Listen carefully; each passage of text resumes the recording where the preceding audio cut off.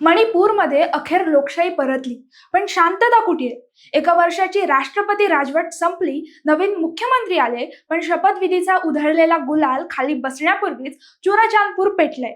सत्तेच्या समीकरणानं मणिपूरच्या डोंगराळ भागात पुन्हा असंतोषाची ठिणगी टाकली आहे. काय आहे हा सत्तेनंतरचा नवा संघर्ष?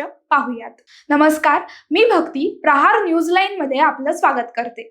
मणिपूरच्या राजकारणात 4 फेब्रुवारी 2026 रोजी मोठा बदल झाला. यमनाम खेमचंद सिंह यांनी मुख्यमंत्री पदाची शपथ घेतली आणि राष्ट्रपती राजवट हटवण्यात आली. भाजपाच्या नेमचा किपजेन यांनी उपमुख्यमंत्री पद स्वीकारलं आणि कुकीझो समुदायाचा संताप अनावर झाला. स्वतंत्र प्रशासनाची मागणी मान्य होण्यापूर्वीच सत्तेत का सामील झालात असा सवाल विचारत आंदोलक रस्त्यावर उतरले. या नव्या सरकारची रचनाच आता संघर्षाचं कारण ठरली आहे. चुराचांदपूरमध्ये गुरुवारी रात्री राडा झाला.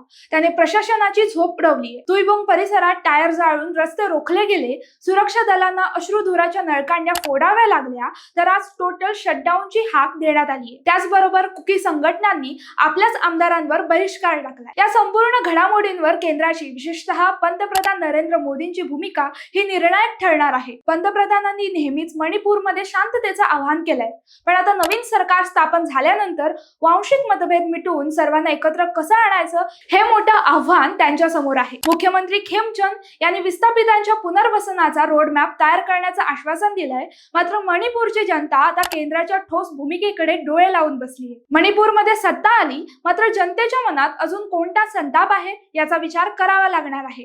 तेव्हा मणिपूरमधील हा सत्तेचा खेळ शांततेकडे नेणारा की पुन्हा संघर्षाच्या गर्तेत ढकलणारा हे पुढील काही दिवसातच स्पष्ट होईल. माहिती आवडली असेल तर कमेंट्स मध्ये नक्की कळवा आणि असेच नवनवीन व्हिडिओ पाहण्यासाठी लाईक, शेअर आणि सबस्क्राईब करायला विसरू नका. धन्यवाद.